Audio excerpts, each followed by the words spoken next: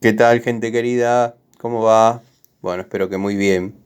Este es otro video de Siciliano en su taller. Hago este video en respuesta al comentario de un suscriptor, un amigo, una persona que mira mis videos.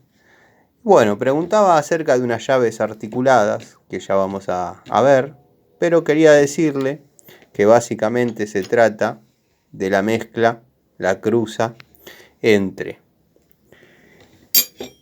este mango de fuerza o maneral, como le quieran llamar, y una llave estriada.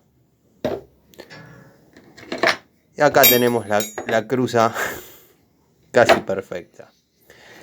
Baco, la empresa Baco, la denomina L, son llaves pipa, algunos la denominan llave pipa, igual yo tengo otras que son más parecidas a una pipa, pero bueno. Él preguntaba acerca de estas llaves. Estas llaves están pensadas en la muy antigua escuela, cuando había suficiente lugar para trabajar y entraba herramientas de cualquier lugar, o sea, más grande era la herramienta, más gruesa mejor, más resistente. Esos fueron conceptos que se pudieron mantener más o menos hasta los 60. Después ya empezó la mecánica un poco más reducida, si bien no era nada que ver con lo que es ahora, que prácticamente pusieron un motor e hicieron todo un auto alrededor, pero fue cambiando de los años que fue ideada esta llave, patentada esta llave. Esta, bueno, es una llave Baco, como dije, de la línea L, de 3/4 y 15-16, que obviamente es muy útil cuando uno necesita un tubo de 15-16 o un tubo de 3/4. No tiene una función determinada.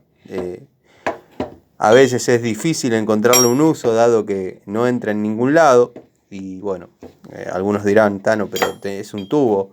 Claro, pero a veces uno necesita poner la cruceta o poner un prolongador. Entonces ya están las llaves tubo convencionales.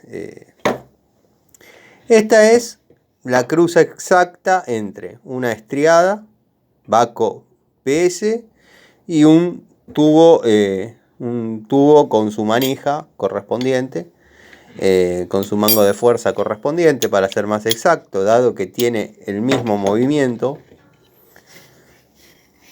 Así que bueno, espero aclarar la duda de este amigo, de este suscriptor.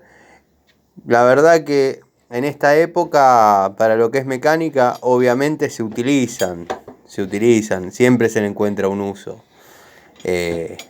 Sobre todo en lo que es tren delantero, frenos, o sea que uno tiene que entrar, por ejemplo, detrás de un plato de discos y bueno. Pero bueno, dije un plato de discos, perdón, quise decir detrás de un plato de cintas. Bueno, es cuestión de encontrarle el uso.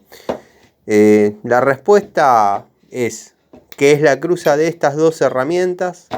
Es una herramienta que está pensada en otra época, más o menos en los 50 o antes incluso.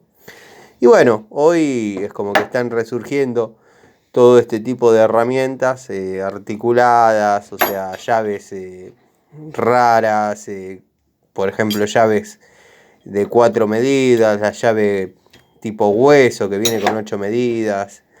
Pero bueno, no son tan funcionales. Yo, por ejemplo, la llave de hueso, para lo único que me sirvió fue para apretar una rueda de la bicicleta, porque otro uso no le pude encontrar, porque no entran, son herramientas que no entran. Esto obviamente viene muchas medidas, yo no es que tengo tantas tampoco, simplemente que agarré esa para que sea exactamente el tubo y la medida de la llave, pero bueno, hay un par de medidas más que tengo que, o sea, no difiere demasiado de la manija con el tubo o de la llave estriada en caso de tener que usarlo así. Así que bueno, nada, es una linda opción cuando se dan las condiciones para usarla. No son herramientas baratas, no son herramientas para nada baratas. Ya lo dije, pero lo repito, la denominación de Bahco es L, línea L. Y bueno, esta es Inafor, tengo algunas más Inafor que son mi marca favorita.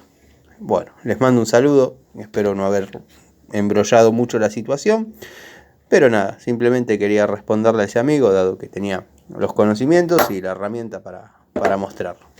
Les mando un saludo, espero sigan bien, gracias por mirar mi video.